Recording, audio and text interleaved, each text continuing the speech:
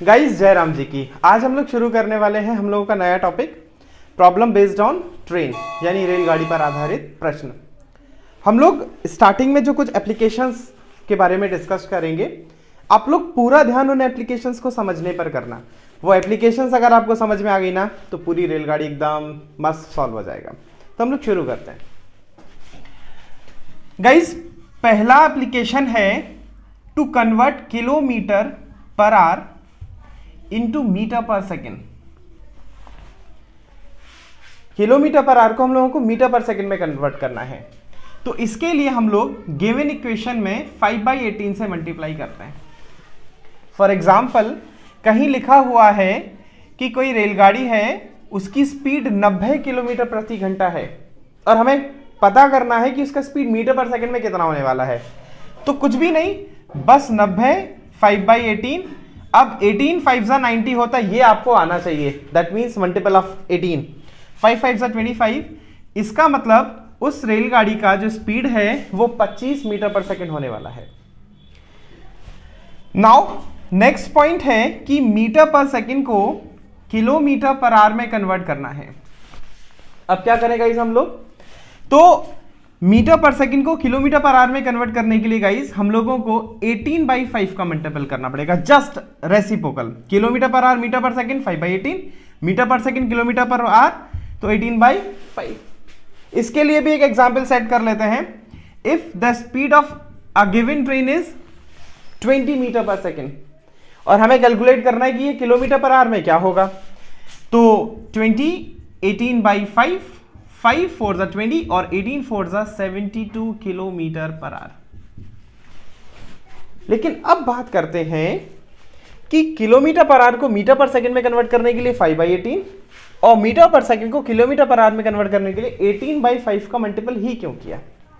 ठीक guys, now तो guys हम देखते हैं, मैंने आपसे कहा था कि किलोमीटर पर आवर है, कन्वर्ट करना है मीटर पर सेकंड में।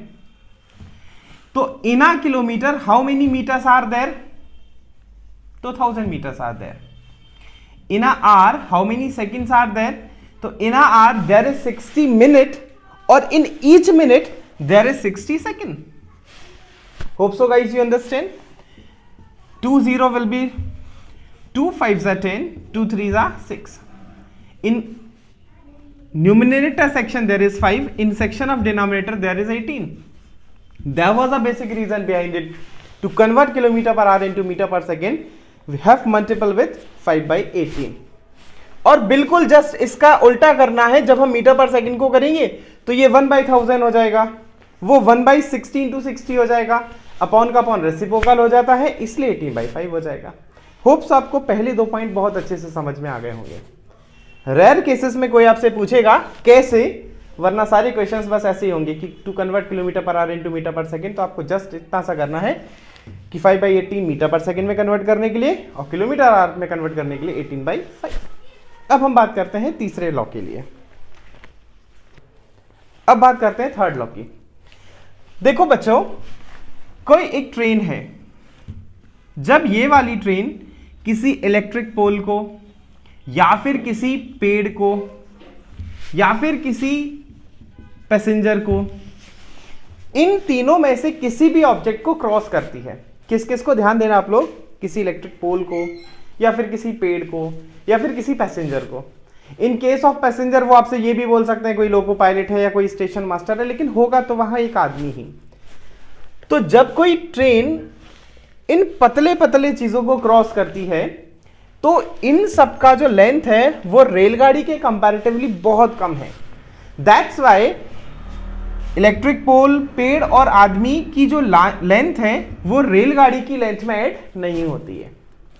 बट इन फोर्थ कंडीशन, वही रेलगाड़ी किसी पुल को पार करे, दैट मीन्स ब्रिज, किसी सुरंग को पार करे, दैट मीन्स टनल, किसी दूसरे प्लेटफॉर्म को पार करे और किसी दूसरी रेलगाड़ी को पार करे, तो जब इनको पार करती है तो इस रेल के लेंथ के संग इन सब का लेंथ भी ऐड हो जाता है।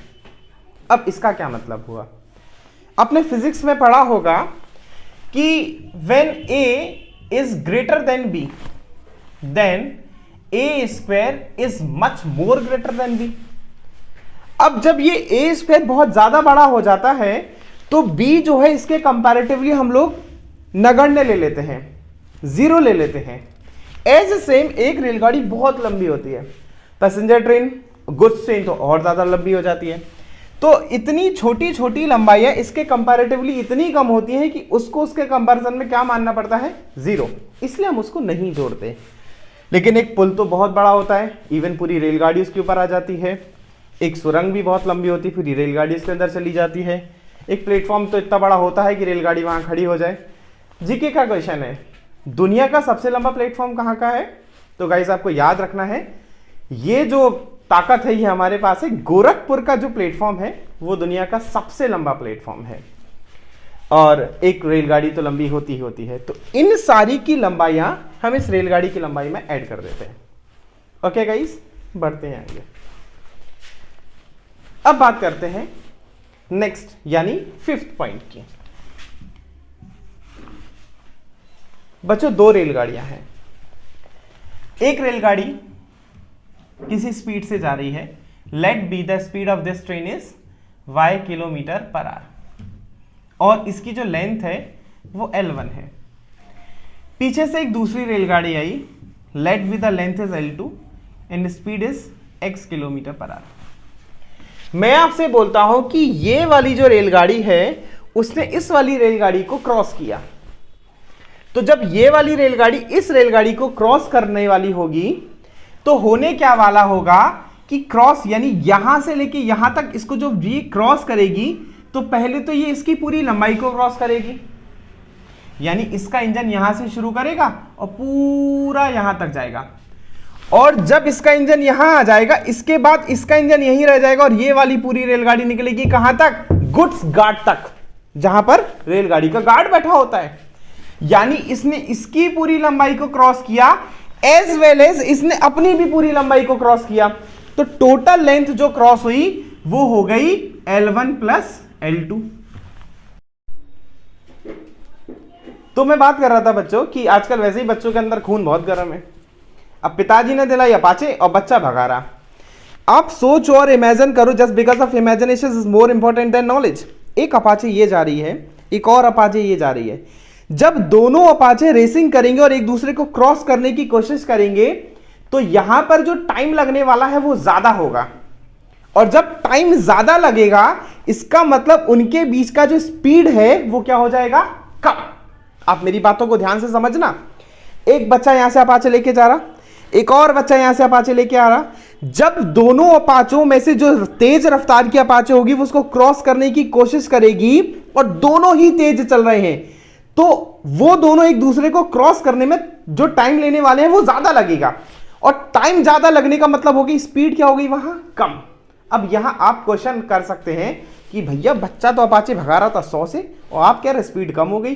तो यहां जो दोनों अपाचे के बीच की स्पीड है उसको हम बोलते हैं रिलेटिव स्पीड, सापेक्ष गति. तो रिलेटिव स्पीड जब उन दोनों के बीच में कम हो जाएगी तब टाइम ज्यादा लगेगा. तो यहां इन दोनों के बीच की जो रिलेटिव स्पीड होगी मेरे प्यारे बच्चों वो क्या हो जाएगी, x minus y. x minus y क्यों किया, क्योंकि मैंने आपसे बोला था ये इसे क्रॉस कर रही तो इसकी स्पीड में से इसकी स्पीड माइनस करेंगे. अगर मैं इसमें से इसको माइनस करता इसका मतलब हो गया ये धीमे चली तो ये तो कभी इसको क्रॉस कर ही नहीं पाती. और बस यहां से क्या निकल जाएगा, वो टाइम निकल आएगा जिस टाइम में ये वाली ट्रेन इस वाली ट्रेन को क्या कर जाएगी, क्रॉस कर जाएगी. इसका जस्ट अपोजिट नेक्स्ट लॉ है. अब दोनों रेलगाड़ियां ऐसे आ रही हैं, यानी एक रेलगाड़ी झांसी से बाबा विश्वनाथ के धाम जा रही यानी बनारस, और दूसरी बनारस से झांसी आ रही, रास्ते में कहीं मिली. अब फिर इमेजिन करो, अब जब दो बाइक होंगी तो जब वो मिलेंगे और एक दूसरे को क्रॉस करना हो, जूम, मतलब रिलेटिव स्पीड इतनी ज्यादा हो गई कि टाइम बिल्कुल पता ही नहीं पड़ा. हो सकता within a fraction of second they are cross to each other. तो रिलेटिव स्पीड ज्यादा हो गई ना, इसका मतलब इन दोनों की लंबाइयां तो अभी भी जुड़ी यानी L1 प्लस L2, और रिलेटिव स्पीड बढ़ गई यानी x प्लस वाई. और इससे क्या निकल के आ गया, time to cross each other. I hope ये दोनों बातें आपको समझ में आ गई होंगी। आप महसूस करने की कोशिश ज़रूर करना, और आपको कोई डाउट हो तो कमेंट सेक्शन में कमेंट करना। बात करते हैं आगे की। ओके गाइस, अब हम लोग बात करते हैं कि ये एक रेलगाड़ी थी और एक कोई दूसरी रेलगाड़ी थी। ये दोनों अपने अपने डेस्टिनेशन से चलती हैं, फिर रास्ते में कहीं ये दोनों मिलती हैं एक दूसरे से। स्पेशल बात क्या है कि लेट बी कि इसका जो स्पीड है वो x किलोमीटर पर आवर है और इसका जो स्पीड है वो y किलोमीटर पर आवर है। यानी ये तो तय है कि ये लोग डिफर स्पीड से मूव कर रहे हैं। अब रास्ते में कहीं ये मिले और मिलने के बाद एक दूसरे के स्टेशन की साइड गए। फॉर एग्जाम्पल सपोज दैट कि ये मुंबई से चली और पटना गई, और ये पटना से चली और मुंबई जा रही है। अब मुंबई और पटना के बीच में कोई एक जगह होगी जहां ये मिलते हैं। मिलने के बाद जो पटना से चली थी वो मुंबई तक पहुंची, और इसने जो मुंबई तक पहुंचने का टाइम लिया था वो हो गया टाइम t2, और जो मुंबई से चली थी वो मिलने के बाद पटना पहुंचती है और टाइम लेती है t1। तो याद रखना, बस यही वो पॉइंट है, मिलने के बाद, स्टार्टिंग से नहीं, मिलने के बाद जब वो अपनी अपनी डेस्टिनेशन पर पहुंचते हैं तो there is a relation between speed and time. क्या है वो? x upon y under root t2 over t1, relation between speed and time. मिलने के बाद अपने अपने डेस्टिनेशन पर जो पहुंच रही है, तो ये अपनी स्पीड से, ये अपनी स्पीड से, ये अपने टाइम पर, ये अपने टाइम पर, तो the relation between speed and time is x over y is equals to under root t2 over t1। ये बहुत ज्यादा क्वेश्चन पूछा जाता है। अगला बात करते हैं गाइस। अब गाइस क्या है, स्टेशन था पटना, यहां से ट्रेन चलती है और मुंबई तक बिना रुके एक स्पीड में चली जाती है। अब हम लोग बात कर लेते हैं कि पटना से जो दूसरे स्टेशन तक रेलगाड़ी जाती है वो गतिमान एक्सप्रेस है, तो देश की सबसे तेज गति की रेलगाड़ी है ही, तो बिना रुके पहुंच गई। लेकिन अब एक दूसरी रेलगाड़ी थी जो यहीं से शुरू हुई और जहां तक जाना था वहां स्टॉपेज लेकर पहुंचती है, यानी कई स्टेशनों पर वो रुकती हुई जाती है। वेल नोन गाड़ी जो है वो शताब्दी और राजधानी है कि जो चलती है और एक बड़ा स्टेशन रुकती है, और छोटी जो गाड़ियां हैं वो कई छोटे छोटे स्टेशन रुकती हैं। तो जो बिना रुके अपने डेस्टिनेशन पे पहुंची, सपोज दैट वो x किलोमीटर पर आवर की स्पीड से जा रही थी, और जो रुक रुक कर जा रही थी वो y किलोमीटर पर आवर की स्पीड से जा रही थी। तो क्वेश्चन राइज होता है कि जो ये रुक रुक कर रेलगाड़ी जा रही थी वो हर घंटे कितना मिनट रुकती है? क्या पूछेंगे? हर घंटे कितना मिनट रुकती है? तो जब वो आपसे ये पूछे कि ये जो दूसरी रेलगाड़ी है वो हर घंटे कितना मिनट रुकती है, तो आपको यहां क्या करना है, the difference of their speeds over the constant speed into 60। जब वो आपसे पूछते हैं दूसरी रेलगाड़ी हर घंटे कितना मिनट रुकती है, तो difference of their speeds over constant speed या फिर बिना रुके चाल इनटू 60। और गाइस एक लास्ट बचा जो हर जगह काम करेगा, मतलब मैं पहले क्वेश्चन से लेके लास्ट क्वेश्चन तक, इजीएस्ट क्वेश्चन से टफेस्ट क्वेश्चन तक जाऊंगा, तो हर जगह मैं उस क्वेश्चन को, उस पॉइंट को जरूर लिखूंगा, और अगर आप उस पॉइंट के संग इस टॉपिक को रीड करेंगे तो आपको एकदम बेहतरीन सा फील आएगा।